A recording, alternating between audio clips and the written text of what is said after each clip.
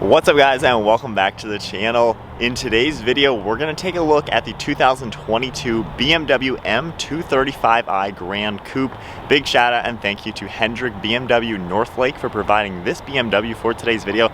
Check out their website linked down below. They have an awesome selection of new BMWs, and this particular one is a super sweet spec, so let's get right into it. And the model that we're looking at today is an xDrive, finished off in skyscraper gray metallic, has the premium package as well as the M Sport front seats, and an MSRP at $54,000. Underneath the hood, the M235i utilizes a 2-liter inline 4-cylinder turbocharged engine. This 4-cylinder pumps out 301 horsepower and 332 pound-feet of torque. It's paired to the 8-speed automatic transmission and sends the power to all 4 wheels. And with a curb weight around 2,600 pounds and running on a 13.2 gallon fuel tank, you're looking at 23 miles per gallon in the city with 32 on the highway. And this little performance sedan can even do 0 to 60 in 4.2 seconds with a top speed at 155 miles per hour. The overall length is 178.5 inches with a wheelbase at 105.1. Width is 70.9 inches with height at 55.9. Moving to the exterior styling now with BMW's smallest sporty sedan. This has a set of LED headlights with LED daytime running lights. I really like the sharp design you'll see for the DRL, and you can see the projector beams. Really sharp lines all throughout this front bumper, and then right in the center we have the traditional kidney-shaped grille finished off in gloss black, and there's a gloss black trim for all of the mesh. This also features active grille shutters to improve aerodynamics and efficiency when needed. And then moving down below, we have another large opening in the grille to allow even more cooling. You can see a safety sensor in that grille along with 4 parking sensors within the front bumper and a really sharp line surrounding the entire portion. On the farthest sides of the front bumper, you're going to see even more openings with more aggressive mesh to allow even more cooling. There's also a functional air inlet to allow air to go through the bumper and pass through the front tires. There's also a gloss black chin spoiler to add to the aggression, and then really sharp lines all around, making this M235i look pretty sporty for being such a small sedan. You can even see the BMW logo in the center, and then sharp lines on the top of the bumper. You can see the 2 lines on the farthest sides of the hood, and then a really smooth section right in the center just to keep it nice and clean. And then moving to the side profile, this has a set of the M Performance wheels. They're a split spoke design finished off in a 2-tone machine silver and gloss black, and they measure in at 19 inches in diameter. I really love how you get the M Performance brakes finished off in that blue color on the calipers, and we get massive 4-piston calipers up front. Along the side profile, you're going to see a really sharp line running through the center, and then another sharp line in the lower portion of these doors. This also gets a set of body color door handles and then carbon fiber mirror caps. I love the gloss carbon fiber weave. You also have an integrated LED turn signal and then all gloss black trim around the windows. This even has blacked out B and C pillars to blend all of the glass seamlessly. And then we have a panoramic roof up top. And while Gran Coupe may suggest this is a 2-doored car, BMW's term for that is actually describing a coupe-like design for a 4-doored sedan. You're going to notice this whole side profile slopes downwards towards the rear to give it that performance style, and I love how you'll see wide fender flares both front and in back just to add to the aggression for the sporty sedan. And then moving to the rear end, I love the LED taillights they've used for the 235i. They have a really wide appearance and they blend really well to the bulges in the side profile. They're LED, finished off in a red and black housing. Definitely looks super clean for the rear end of this car. You're going to see a gloss black trim piece connecting the 2 lights with BMW logo right in the center. We get the xDrive badge on the left, M235i on the right, and then a lip spoiler on the trunk. There's a really sharp line in the center portion of this trunk lid with your standard backup camera, along with a sharp line going into the side part of the rear bumper. There's also 4 parking sensors total back here, a massive gloss black rear diffuser with a lot of sharp lines, and then finishing it up with the dual exhaust with black tips. And then moving to the trunk space, you can use the button on the key fob. There's one on the interior, and then there's also one right in the center. I can lift that and manually open up this trunk lid. In back, we have quite a lot of storage space. As you can see, we have a very low load floor, and it's really squared off, so you can actually fit some big items in here. We have a manual handle on the top left and the top right to lower these rear seats. And with the seats folded down, you can see just how much more storage space we'll get in the back end of the M235i. The seats fold down nearly flat, and we have a huge opening into the trunk to make this an extremely practical sedan. Then going ahead and closing the door, with the car locked, you can just grab the door handle. It's going to automatically unlock, and we can check out this interior.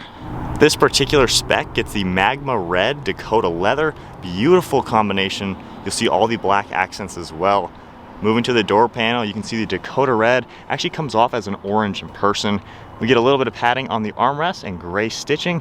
Your grab handle, window controls and mirror controls, memory seating, an aluminum color release handle and lock and unlock. Then a really cool texture running along the door trim, storage down below and your trunk release button. And then M235i along the door sill, finished off in aluminum. You can see all the power controls on the seat, the really cool stitching design and leather. We have a manual leg rest that'll come out. I love this two-tone, smooth leather, color contrast. And then we even get perforated leather along this backrest. Single piece backrest to give it that sporty design. Then spinning around to a black leather steering wheel.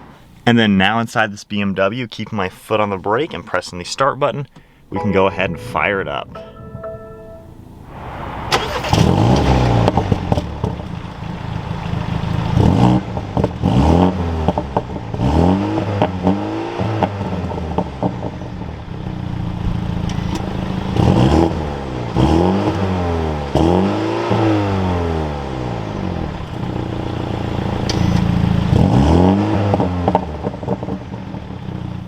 BMW uses a full LCD display for the gauge cluster. You can see your navigation screen right in the center, along with the tach over on the right with engine temperature, and then a speedometer and fuel to the left side. On the left stalk, if you tap the BC icon, it'll actually configure what you see over on the right side of the screen. You can scroll through and see a few different things like a torque and horsepower gauge. We also get a G meter, your radio, and things like that, your gear and drive mode, and then just a few more things that'll come up. Along the steering wheel now, we have some cool black leather trim, heated steering wheel button in the center with your M logo down below, controls over on the right side for Bluetooth and audio, and then cruise control settings on the left. We also get a set of steering wheel mounted paddle shifters. They have a pretty good look and feel. Then turn signal stock is over on the left side, and then all your windshield wipers are to the right. On the left side of the steering wheel, we have controls for all the headlights, more of that cool textured trim around this air vent, one of the speakers even on the door. This does feature a heads-up display system. You can see your speed as well as the speed limit will pop up.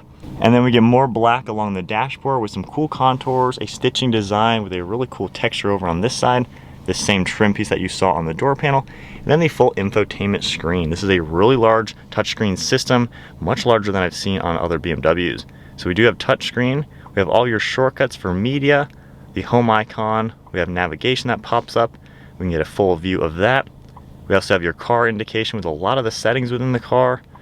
And then going down into apps, we have Android Auto, Apple CarPlay, all sorts of things. You can actually swipe it over, configure everything that you'll see, so it makes it really super easy to use. If I go ahead and push us into reverse, your backup camera comes up on the left with all of your parking sensors over on the right side, and you even get the guidelines. If I toggle this icon, you can change and just have parking sensors. So definitely a nice little setup. Pressing the P, we're back into park. And then beneath the screen, we have your hazard control, a safety sensor. If I tap this, all the safety settings come up. You can even configure it with your steering wheel intervention, lane departure, forward collision, all sorts of things. And then for all the climate controls, they have their own LCD screen. You can control the fan speed in the center, all of your temperature and different zones. Then you have heated seats on the left and right side. And then some shortcuts down here for radio icons. And we get a little bit of storage space down below with a USB port and 12 volt, 2 cup holders, your shifter with all the drive modes and everything. You can see we have Eco Pro, Comfort, and Sport, and it changes a little bit on the gauges from Eco into the normal mode and then into the Sport mode. You can see how it gets a little bit more performance oriented. We also have the shortcut to your parking sensors, traction control, as well as the engine start stop, electronic parking brake, and then this rotary dial will actually control the screen. We have shortcuts all around it. You can rotate this and then bump it up, down, left, and right.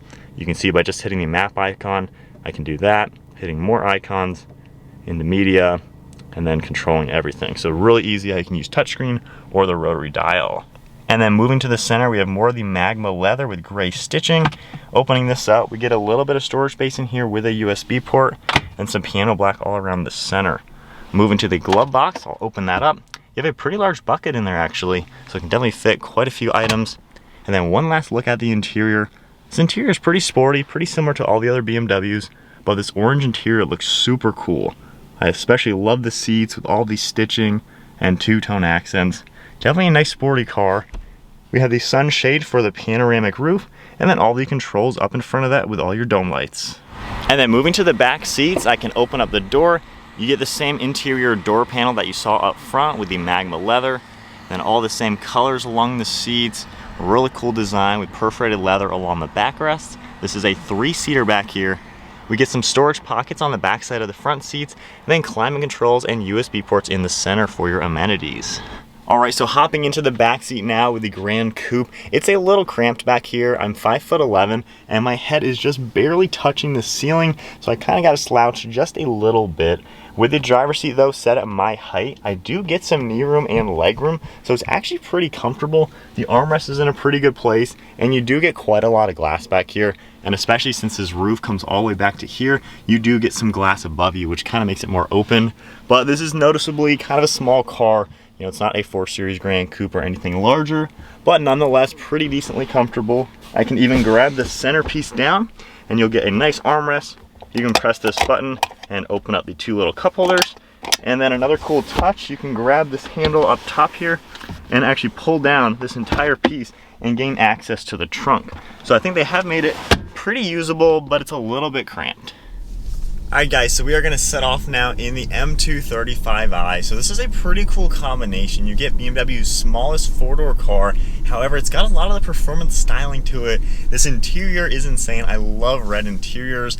It's kind of a reddish orange depending on the lighting, but nonetheless pretty cool little car. So we're going to start off in Eco Pro mode, just a basic mode, just get our bearings with it, driving it like a normal daily driver sedan. So getting up to some speed. You do tell this is a small car, so first and foremost you notice that, but it's actually really comfortable. You know, we're cruising at 45 miles an hour, got the heads-up display, really good visibility. Being a smaller car, the hood is so short, I can easily see what's going on in front of me.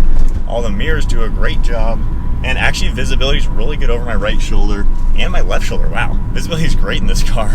I do notice it feels pretty solid. Hitting bumps like that over the bridge, you really feel like you're in something that's high quality.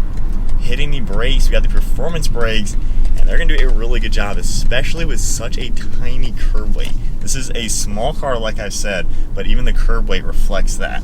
Armrests are in a great place, and the seats get really comfortable. I love how it has power controls for everything, so you could honestly daily drive this just like a normal car and really use it for everything. Only downside, the back seats are a little tight for people my height or bigger, but nonetheless, you know, for being such a small car and stuff, it's pretty usable.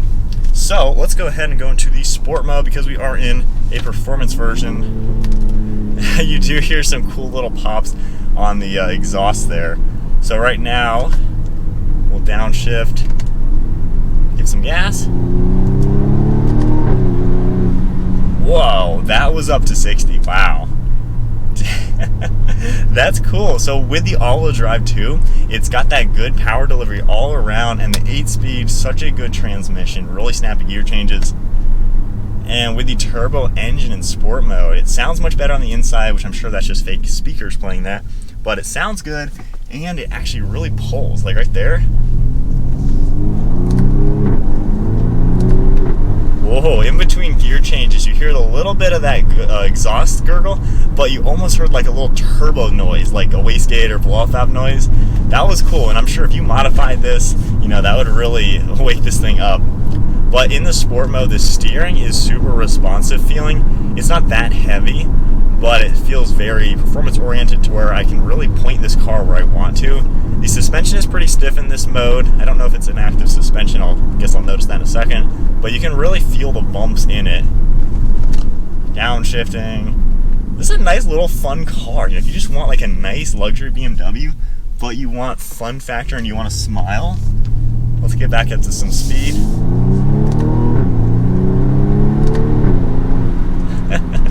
And when you let off the gas, it kind of jerks forward a little bit, knowing that like that turbo is really the power you were feeling. That's really cool. Man, I like just the fun factor. I think BMW, they do such a good job giving you a driver's car. No matter which one you get, they are fun to drive. So now that we're going highway speeds, there is some wind noise. I can hear it around the mirrors. It's not the most insulated car out there. A lot of gears. So I guess that's maybe one of the downfalls with being a cheaper, lighter weight car from BMW. So you get a little bit of the noise. But nonetheless, for like a city car, a nice city car, I would say, with the fun factor, this is definitely something to look into. I like it, I like it. I like the little blend you get in this. So we'll do another acceleration in sport mode.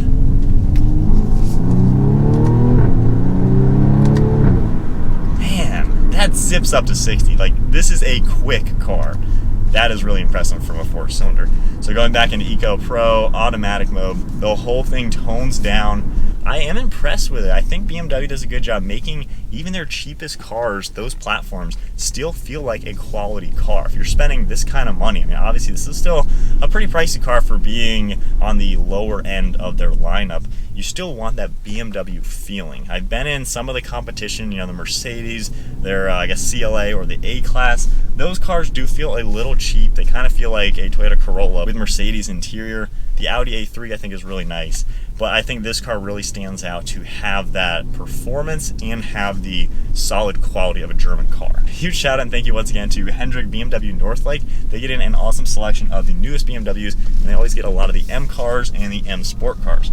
So huge shout out to them. Check out their website linked below. If you enjoyed today's video, give it a thumbs up, hit that subscribe button, and I'll see you all in the next video.